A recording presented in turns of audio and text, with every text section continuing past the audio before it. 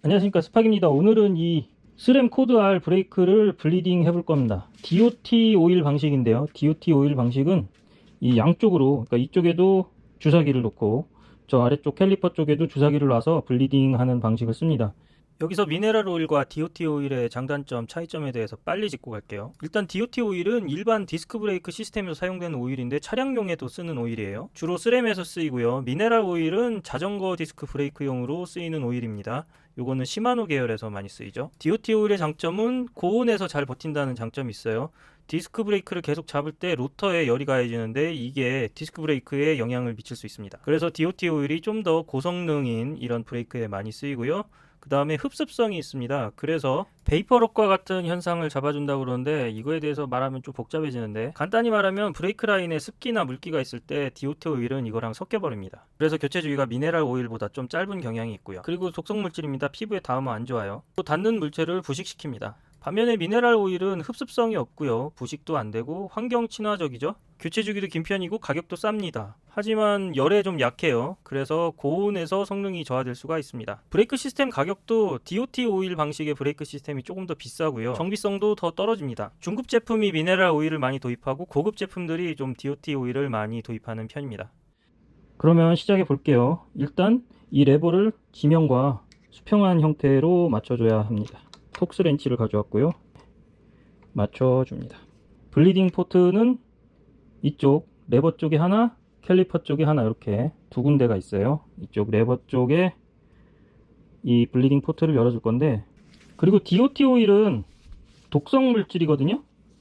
그러니까 반드시 장갑을 끼고 작업하세요. 손에 묻으면 안 좋습니다. 이렇게 열어줍니다. 블리드 블럭을 끼워줄 거예요.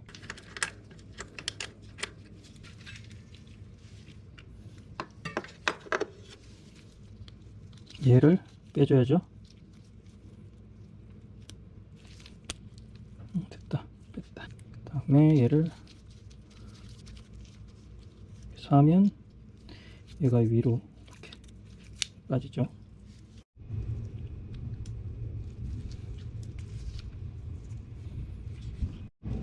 이제 주사기를 준비해 줄 건데 DOT 오일이 필요합니다.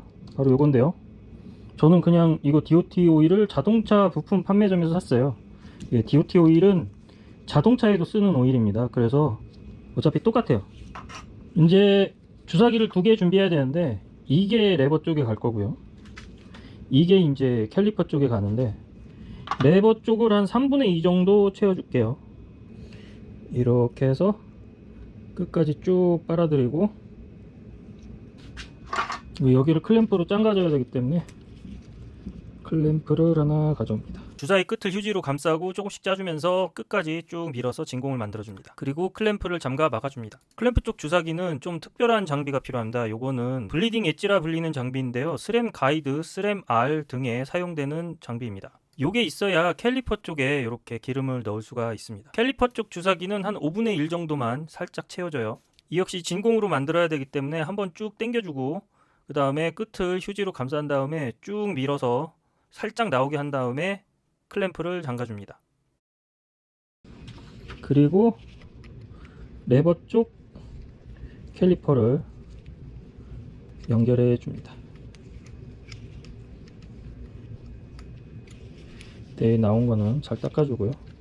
이 고무 바킹이 여기에 있어야 되는데 얘는 중고라서 없습니다. 고무 바킹을 여기서 쭉 빼내고, 뚜껑처럼 돼 있어요. 뚜껑처럼 돼 있는 고무 바킹을 쭉 빼내고 3mm 앨런 렌치로 돌려줍니다. 이렇게 쿼터턴 정도 풀어줘요. 4분의 1턴 풀어줬죠. 그리고 다시 살짝 잠가줍니다. 너무 꽉 잠그면 안 돼요. 살짝 잠가주고, 그 다음에 요 블리딩 엣지 툴을 가져와서 여기다 끼우는데 딸깍 하는 소리가 날 때까지 끼워야 돼요. 이렇게 딱 소리가 날 때까지 끼우고, 이걸로 풀어주는 겁니다. 얘로 풀어주는데 한 바퀴 이상 돌리지 마세요. 그러니까 얘가 한 바퀴 정도만 돌아가게. 이렇게 되면 이제 블리딩이 준비가 된 겁니다. 이제 클램프를 풀어줍니다. 그리고 위쪽 클램프도 풀어줄게요. 그 다음에 천천히 이렇게 집어넣으면 밑에서 천천히 올라올 거예요.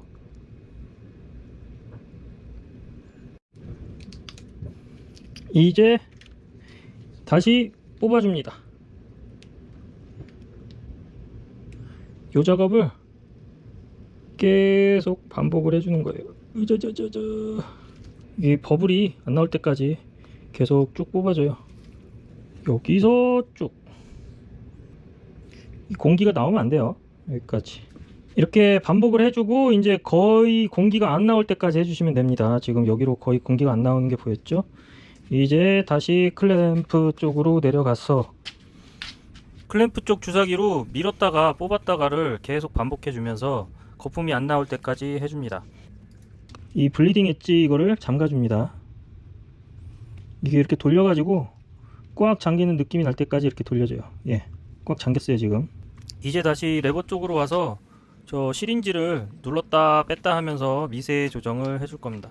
이 미세 조정 하실 때 레버도 꾹꾹 눌러가면서 위아래로 계속 왔다 갔다 하면서 기름을 넣었다 뺐다 이렇게 계속 조정을 해주세요. 거품이 거의 안 나오면 된 겁니다. 마지막으로 실린더가 위로 팽창하지도 아래로 당겨지지도 않는 평형점을 찾아서 이 실린더를 잘 놔둡니다. 이제 레버 쪽 시린지를 분리해 줄 건데 이게 기름이 새니까 휴지로 잘 막아 놓고요.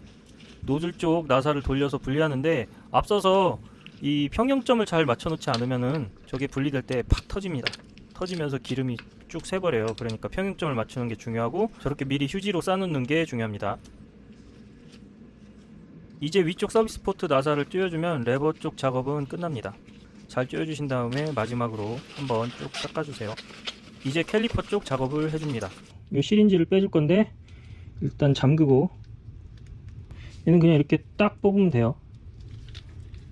네, 이렇게 뽑으면 되고 얘를 잠가 줄 건데 얘는 3mm 앨런 렌치로 잠가주면 됩니다.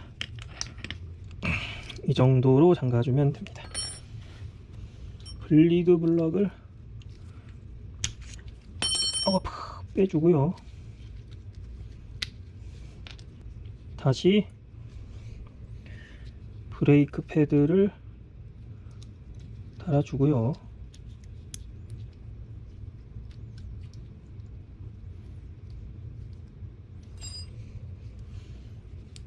클립을 껴주고요. 다시 장착을 해주고요.